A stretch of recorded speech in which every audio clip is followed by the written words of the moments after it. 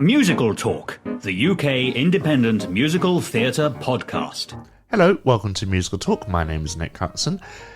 Hello, Hannah. Hello, Nick. How are you? I'm very well, thank you. How are you? Good. What have we been to see very, very recently? Well, tell us how this evening came to be. What do you mean? Well, I said you want to see Moulin Rouge, and you said Okay. never seen it. No, that is true. I said I'd never seen it. And then I am denied. And then you said, I got tickets, we're going to Moulin Rouge this evening. I said, oh, Yeah. okay. And it was amazing. Now, it's been about 5 days since we've seen it. Yes. Your views originally were mixed. And, Yeah, and I still stand by those views, I think. I still stand by them.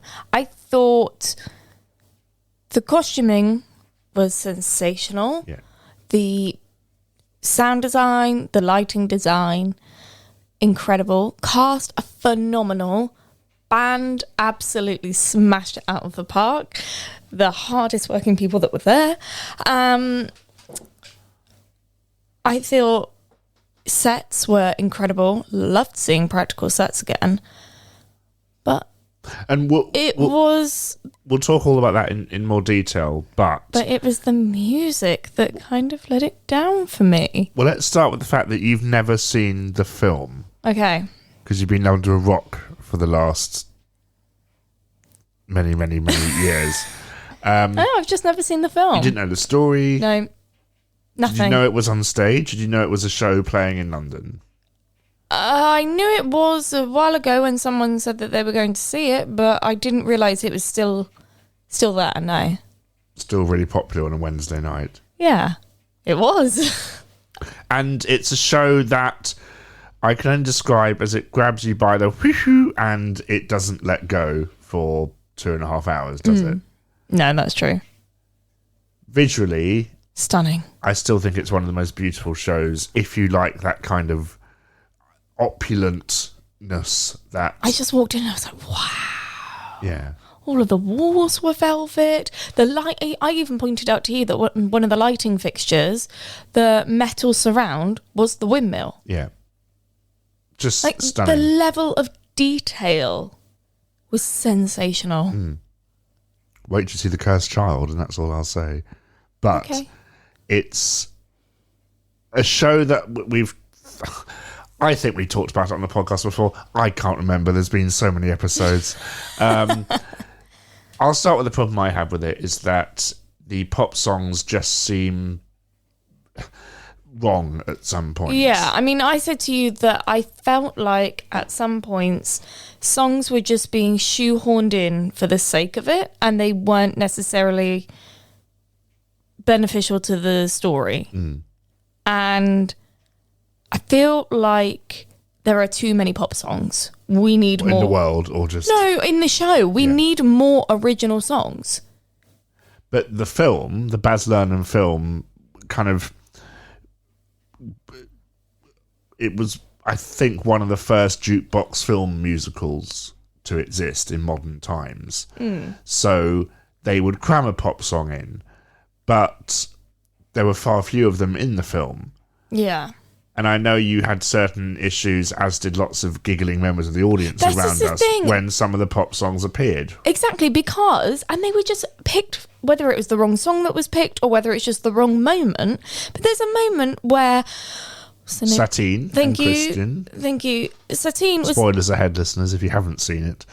Well, no, I wasn't going to completely spoil it, Okay. but I was just going to say where Satine makes her announcement, should we say, Yeah. to the rest of her friends, the cast of the show, and it's done using the wrong song, so much so that the row of us, and then it got to Nick, who didn't, because he was just so engrossed, but there was a whole row of us just laughing. Are you referring to the Ariana Grande? Yeah, a load of us just A danced. singer about whom I'm a huge fan, not.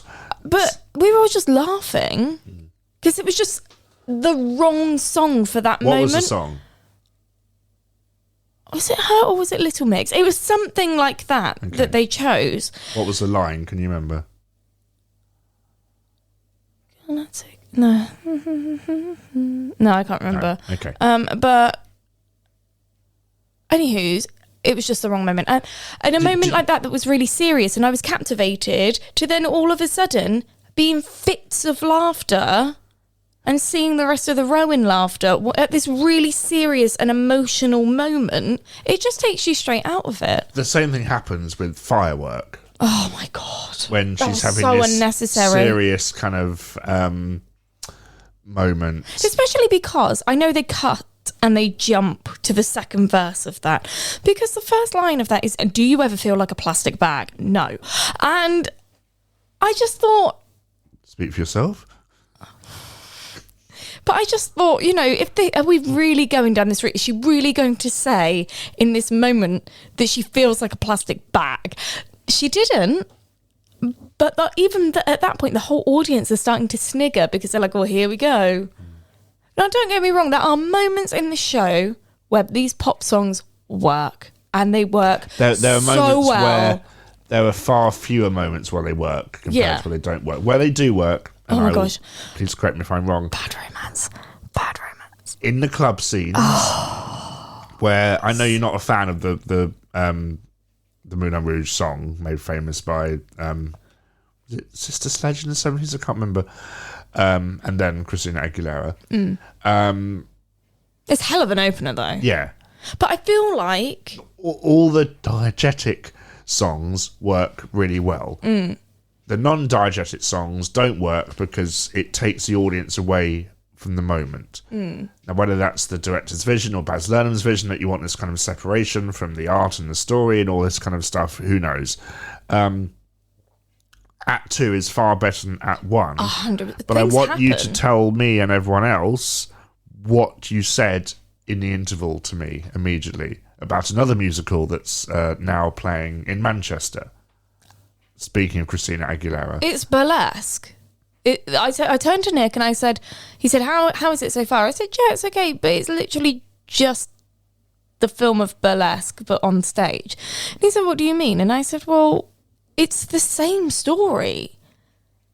Okay, fine. There's a twist in the second act that, that's where the paths separate. But the whole first act, it's just summarising the plot of Burlesque. Or Burlesque is summarising the plot of Moulin Rouge. Yeah, because it came afterwards. Because it's but La Boheme. as somebody... Was that Rent? I don't know. I lose track. But as somebody who hadn't seen Moulin Rouge, but has seen Burlesque, the film, on many occasions, I was just kind of like, well, hang on a minute.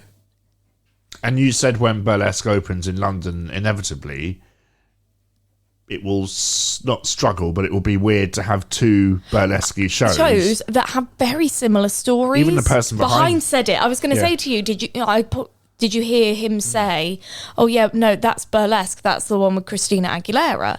And I'm trying not to earwig on that conversation, but it's just, obviously it's not just me that's making that comparison. You didn't realise the comparison.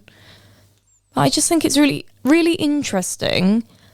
And now I see why Burlesque as a film flopped if it was taking so much from Moulin Rouge. It'll be interesting to see how the musical does. Yeah, I'm really excited for it. I know you are. Woohoo. Cher won't be in it, sadly, thankfully.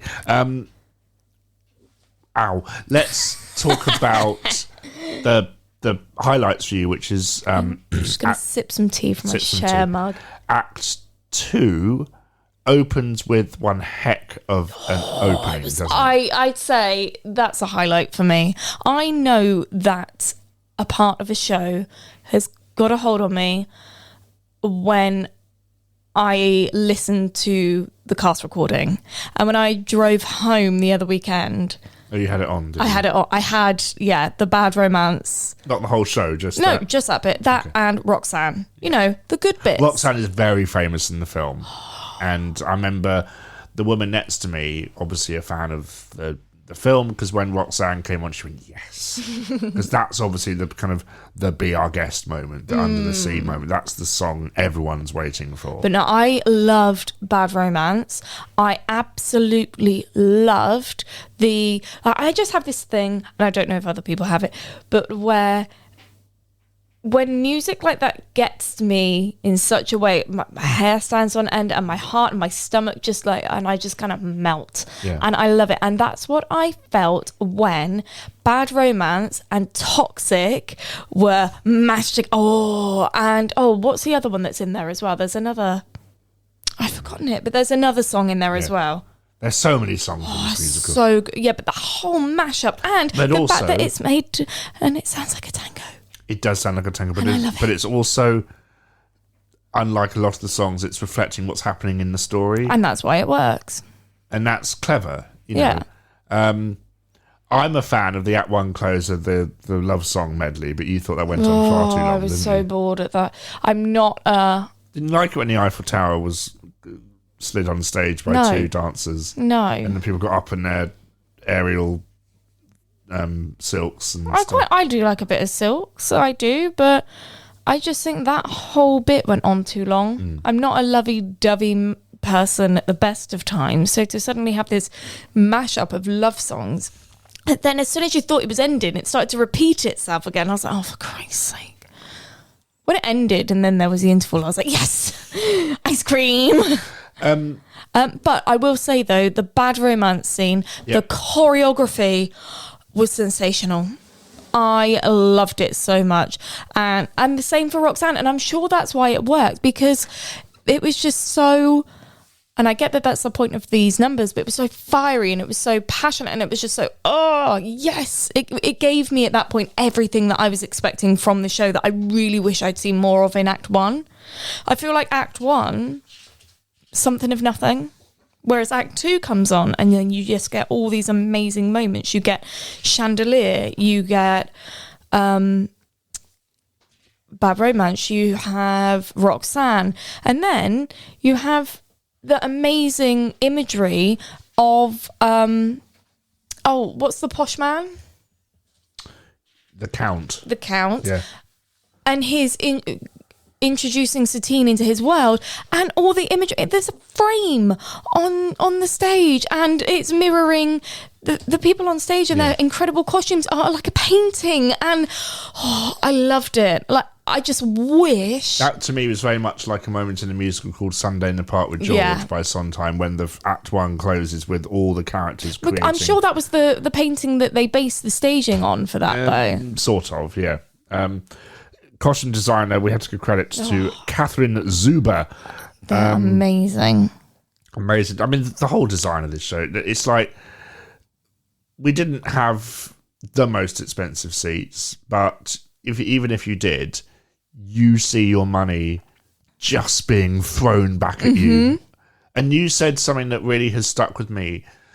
There's a moment in the Act 1 finale where the whole set of the elephant Rotates. room, whatever, rotates. And you said we haven't seen that for so long in theatre. There's no projections in this show. No, and it really does bring back the magic that comes with theatre. I think now we're so reliant on projections and Or a projection touring show mapping. just Yeah. coming. I mean, do you remember what we said about Charlie with the stripped back sets and things like that? So to suddenly have all this opulence and sets that are practical, and it's just amazing. And I really wish and I really hope that theatre comes back to that route of more practical sets and things turning. And because a set turning like that, the only other time I'd seen it and it stuck with me is Mamma Mia. And I saw that when I was Younger. 13, Yeah. 14. Do you know what I mean? And that, Does it still do it? yes. Okay. That's a revolve, though. It's not a set No, piece. it's a revolve, but I think we saw it in The Witches. I mean, you can't deny well, those yeah, but sets. it's things like that that really stick with you. Remind But I you. think actually seeing a set move rather than just a revolve, it's things like that that, for me, make theatre. Because if you want to just watch a fancy light show, which is effectively what I feel we're getting with a lot of these projections, then just... And Derek McLean did the set design. It's incredible. Just stunning. It's and- the fact as well that there's the windmill there and the elephant there. Yeah. Why? Why? I don't know why, but it looks incredible and I love it. I mean, the light bulb budget on this show alone. Now, you said something really interesting, that you think this is the first Instagrammable show, and that It's really fully Instagrammable. Yeah. That's exactly what I said to you. That's exactly why they have the windmill. That's exactly why they have the elephant. That's exactly why it's all lit like that. Okay, fine. It's also taken inspiration from the Moulin Rouge itself, hence the windmill, hence all the light. Do you know what I mean? But yeah, all I wanted to do was take pictures and post them. Yeah, that's why it says the name of the show right front and centre. But even if it didn't, even that was done beautifully. It wasn't just a projection on a curtain like with Frozen or any other shows like that you see. It was all lit, and it was an actual sign. Yeah. And in keeping with the piece rather than just a projection. And all the light bulbs were all each letter was its own kind of lighting strip, so it could flash in time with the music and stuff like that. It's the things like that, with the timing with the music and the sound and everything that just makes. That is a me so wonderful happy. bit when I think we're first introduced to the Count, and the light, like 6 spotlights, just kind of flash on him from different angles. Yes. They go all around the room, don't they? Yeah. And then, bam, Yeah. there he is. It's just the drama. I love it. And I feel like we're losing that with shows these days, that actual like powerful drama element of it that lighting and sound design give us. And yet it's heightened and pushed to the max in Moulin Rouge. Yeah, the story's not that strong. The song choices aren't that strong. But it's saved so much by all these other elements that usually aren't always appreciated as much in theatre. Do you think? I feel like we take them for granted. Do you think they turned the other elements up to 11 because they kind of know the material is a bit weak? Potentially. But then I feel like put a couple more original songs in there and it could have saved it. Actually have some speech in there rather than using blimmin' pop songs to try and portray emotion that you can't get from pop song lyrics. Because the one original song that wasn't written for the film specifically, it was written for Romeo and Juliet, but then not used, and then it was put into this film because it's the same story, was Come What May, which is a beautiful, and that really stands out. It does, and we both agreed that actually that was the one moment where we almost felt transported. Everything else was, oh, I know this song. Oh, here we go, here's this song. Bit of a giggle when... Yeah, when certain songs come on. And I mean, there was a giggle at the start of Bad Romance, but that was done in a comedy way. Whereas these others, where people were laughing, and at one point full on crying with laughter, weren't comedy moments. They were meant to be serious moments. And I just think that's a really interesting choice to have that at such a serious moment. You kind of feel sorry for the actors, don't you? Yeah, because I'm like, hang on, there's a whole auditorium of people here laughing in a really serious moment, and it does make you wonder. And I'd love to know, genuinely, is that an intentional choice? Like, what was the... I always remember when I saw Mamma Mia for the first time 25, however many years ago, and people would laugh the second the song started, even if it was a serious moment, because I think it comes from... Well, I think it comes from familiarity. Yeah. It's like, I think they're laughing because, oh, that's clever. They've put that moment... I don't even know that it's clever. I just think, oh, I'm not used to hearing this in this situation. I'm in a theatre and I'm hearing... They're serious now. Katy Perry? They're singing Katy Perry songs. Yeah. I mean, I did say to you that I feel really old now that a Lorde song and a Katy Perry song and all these recent, like, in my time, people have made it into a musical. Makes me feel Did you see old. Anne Juliet? No. I wanted to, but I didn't get a chance to. Very similar in the way that the pop songs are used. Yeah. But used very well. But that's the reason why I didn't go and see it. Because I thought, well, if I want to hear a Katy Perry mashup, I'll just listen to an album. Yeah. But one thing I do appreciate with what they do with these songs is they do put them in different styles. And they do kind of blend different songs together. And, you know, Toxic going into Bad Romance and stuff is absolutely excellent. And who'd have thought Roxanne as a tango would work? Oh, I love it. It's divine, isn't it? So that's where, and even going back to things like We Will Rock You, that's where theatricality is put into these pop songs by people that know how to do that, and that's what this show does do really well. I just think that's not all of the choices were the strongest, because Chandelier, Sia, again, a fairly modern song, and to start with I was like, are we really singing Sia? Okay, but then it works so well, and the green light of the absinthe, and every time it pours the glasses light up, and it's just suddenly it works. Yeah. So there are moments of brilliance in this show. 100%. You just wanted everything to match. Yeah, I just wish there was that consistency. And I appreciate that if everything is at that level, where does the build come? Do you know what I mean? Yeah. You have to start somewhere in order for it to grow. But I think for a show that starts off with that blimmin' Lady Marmalade song, the bass thrusting through your chest. God, any show. Oh, I love it. It's like being in the cinema when the sound goes boo. Yeah. Oh, I love it. Subwoofers. Oh, I love it so much. Like in the living room. Okay. I feel like, though, I didn't want that to be the opener for the show. I felt like it was too big too soon. It's like, well, this is the song that people have come for. You're hitting it off top. People going to walk out now. Right, fine, I've seen that bit. Bye. It's like The Lion King. The best bit of The Lion King is the first 5 minutes. Everything else is just downhill all the way. Is it one of those that I could leave in the interval? You could leave after the first 5 minutes. Perfect. Because the best bit of The Lion King is beginning, and then at the end when they repeat what happened at the beginning, because it's a circle. So seeing the portions I have in Disneyland Paris. Seen it. Perfect. I've seen The Lion King, guys. Yeah. Interesting. So I think it's a show that will be interesting to see how it runs in 15 years' time. Will these be oldies? Because they're not going to replace the songs. It's like I said to you, that some of the songs, when they were chosen at the time, were probably big. But now, some of them, unless you're kind of my age or know about songs from said era, like some of them you were sat there like, no idea what that is. Yeah. No idea what that is. Don't know that. Oh, was that song? Oh, okay. Do you know what I mean? I've only heard them because I've seen the show before. Yeah. Whereas I'm there like, oh, okay. There's this song. But yeah, it'll be interesting. But I feel like opening with such a strong number, dipping so much of the rest of Act 1.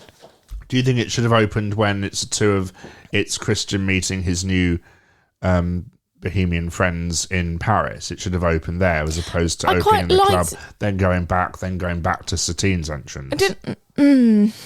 Yeah, because it is more backwards and forwards than you think. I mean, I quite liked it. It started with the backstory and the actual explanation. As somebody who had no idea about the story, not seen the film, that was helpful. Yeah. And I think just carrying it on. I think doing that, but starting with Christian's entrance into the streets. Rather than Big Bang. The one thing that really annoyed me, though, is this is a story about love and romance and love. Truth, beauty, freedom and love. And love, and it's about love. And I'm sat there like, oh, God, here we go.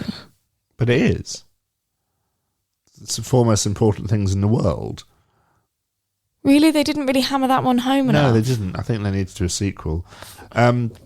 But that's just, that is the kind of Parisian, bohemian side to it, and that's what the film was all about. It was very...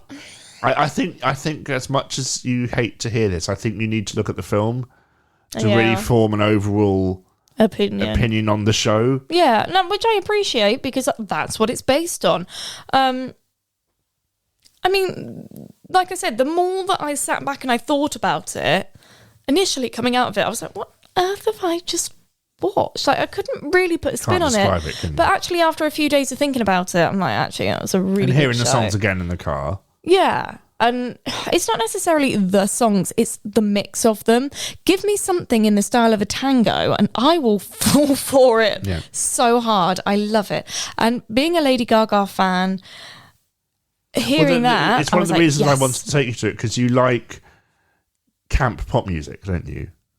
I don't know, do I? You're the music expert. You like Cher and ABBA and Lady Gaga and Katy Perry and all that kind of, and it's very much that. Yeah. I think if it had a Miley Cyrus song in it, you'd have either been very offended or very excited. Yeah. I was gutted that the only hint of Cher we got in that was Love Hurt, of which she did a cover of. Like, where was the Cher song? It's originally a Roy Orbison song. Yeah, I know. That's why I say she covered it. Yeah, but no one has heard of that, so... I need to educate you then. Okay.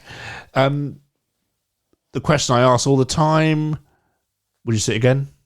I think so. Yeah, I'd say I would.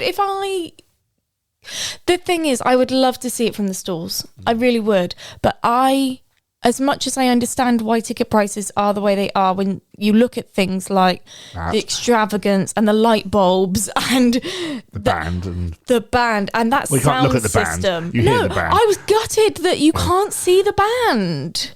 The conductor comes out at the end and waves his arms around, and you said, "Oh, was that his job?" I didn't know that. Yeah, because I couldn't see you him. just thought it was someone lost. It did look a little bit like that. But no, I wish I could see the band. Yes, I would see it again. Is it high on my priority list to go and see again? No. But it was never high on your priority list anyway. No, it wasn't. And I probably wouldn't have seen it had it not been for you saying, right, okay, let's go. You're coming to Moulin Rouge tonight, whether you like it or not. Yeah. Oh, okay. I would see it again. But if I could get it for an affordable price, I wish that I could see it in the stalls, but I just can't justify. But it's like I said to you, I do wonder if being in the stalls, not necessarily in those front table seats, which must be the worst view in the house, and they charge so That's what much. you like looking at. True. But you I can feel have like a £333 bottle of champagne. oh my goodness, don't. The way that they used that in the back of the toilet door and everything to advertise, but they took the price off of it. Honestly. ATG, you scheming B words. Anyway. Clever marketing department. Yeah. I must say, I do love their auditorium. I think that's brilliant. Someone very clever. Order, as in order your... Oh, yeah. They call it the auditorium. Yeah, that's anyway, clever. carry on. But yeah, I feel like it must be a completely different atmosphere in the stalls than it is, maybe. I don't know. You're the one that's seen it from the stalls. I have. Only once through press tickets. So the way to do it is you just got to... Every Friday they do a Bohemians Day where you just click a link at 10 a.m. and you wait, or 11 a.m. you wait until midday, and then you're put in a queue randomly, and they assign you tickets for the next week, and you can get good price seats, about £35 each. Wow. I have to say though, for the view that we got in which circle were we? The dress circle. The dress circle. I thought that the view was amazing. On the day as well. On the day, you're not getting any less of a show. No. Cast was if you had a lot of hair in front of me, there's a woman with a very large head was sitting in front of me, but it's fine. I've seen it before, as in I've seen the show before, not a large head of hair. But I would recommend it to people if you want a feel-good show where the bass vibrates through the entire building. Oh, that was the other thing I was going to say to you, is thinking about a feel-good show. With the ending the way that it is, I'm not going to spoil it, but after I think most people know. Okay, fine. Well, after a death, to suddenly be like, oh, that's sad. Anyway, hey. Heathers does it. And then playing Outcast, and I'm like, blimmin' heck. Body's still warm over there, and I think you're all busy singing Outcast. That's what makes it an American musical. Yeah, I can't. It's that sort of thing that I'm not so much a fan of. Is that it's a really sad and tragic ending. Anyway, it just felt too pantomimey. So would you rather it opened dark and ended happy, or opened happy and ended dark? Because you were saying earlier it had too much of a big beginning. I just feel like it needs balance and restructure. Do you know what I mean? And a bit more. You could say it is balanced because it has a big ending. Yeah, but I feel like beginning. it's really big, and then it dips completely the opposite, and then it kind of stays down there and stays down there, and then you have the interval and you think, oh, okay, and then it starts to climb and it climbs, and then it keeps climbing, and then it starts to wave a bit throughout the whole second act, because you get drama and story, and you get all of this. Because I'd completely forgotten about her moving into the new house that she's got, and the picture thing, and the fashion show, and all that stuff with the. And you start to think, is when Christian starts to kind of go a little bit, not crazy, but lose his mind a little bit. It's like, oh, when you're caught up in this passion, are you going to do something to yourself, to the Count, to Satine? Like, oh. Do you think and if it really they grips you? And then that happens at the end. And then it's, oh, that's really sad. Oh. Do you Outcast. Do you think if they did, and I need to turn Lucy here, clever things, like changing the words Roxanne to Satine? Oh, yeah. Because it did would that work, or would that be worse? I don't know. I feel like it would work personally. But because who is Roxanne that he's singing about? There is no Roxanne. And it's Satine that's in the dress that he doesn't like. Yeah. And the syllables are exactly the like they could easily change that, and I feel like it would be more suited to the piece and it would work. One thing I did like is in one of the 4,000 songs sung in the Love Medley, we had Your Song by Elton John. And it didn't stop. And the lyrics were, and you can tell everybody this is your song. And I like is that what they are? Yeah. I've been listening to him sing it recently, and all I got... And at the end, Satine says to Christian, and you can tell everybody that this is your song. And I thought that's clever. I like things like that. Yeah. And if songs are used like that to kind of help the story and to make those full circle moments, fine. I love that. I love that cleverness. It's just when they don't quite fit and it feels like they're shoved. Like you're trying to shove a square in a circle on a shape sorter. Or when she's got a disease no one knows what it is. Oh my goodness, yes! So and she starts singing Firework. Yeah, so the people, she announced that she had, what was it? Consumption. And then the person in front of Nick turns to whoever she was with and she goes, what's consumption? And then the woman in front of Nick just went, it's an illness where you die. And it was whooping cough as well, wasn't it, or something? Whooping cough. Also, do you remember the bit when blood first appeared? Yeah, and the whole audience goes... well, one woman in the audience went, oh! Yeah, I remember that. But that proves to me... As soon as she started coughing, I was like, oh, here we go. But that proves to me there are people that haven't seen the film. Hello? Because... I just thought, if you're on stage with a white hanky and you start coughing, you know where this is going. But yeah, it was the... Ooh! And she kept doing it as well. I know! Oh, that was funny. Yeah, so that's a little chat about Moulin Rouge. Anything else you'd like to add that you... Shout out to the costumes, please. Shout out to the costumes, as always. What was so good about them? They're incredible. Is that why you'd like to be up close, do you think? Or... Yeah, I'm somebody that does like to look at the detail, especially in a costume. And especially when there's lots of bejeweling involved. I'm a bit like, oh, how are you applied? Because what... I was like, is that a stitch? So here's a technical question for you. And it's glued? Just something I glanced at in the programme. What era were the costumes? Oh. Probably not the era that it's matching. What, like the lighting? Yeah, true. I don't know. See, that's the thing, is it gave me the Les Mis vibe from the film, right? You completely forget that it's meant to be set in France. Mm-hmm. And what I mean by that, dear listener... Apart from the dreadful cod accent that... What I mean by the Les Mis effect is the film adaptation where suddenly you get, how do you do? My name's Gavroche. Well, that was in the show as well. Yeah, but still... It's meant to be France. Yeah. You also get Helen Bonham Carter trying to sing as well. So. Shut it. Let's not talk about anything else but love. Don't come on here and start insulting my favourite. First Cher and then Helena. Get out. I just quoted the Addams Family musical. Yes, so yes. I thought I'd offend you more.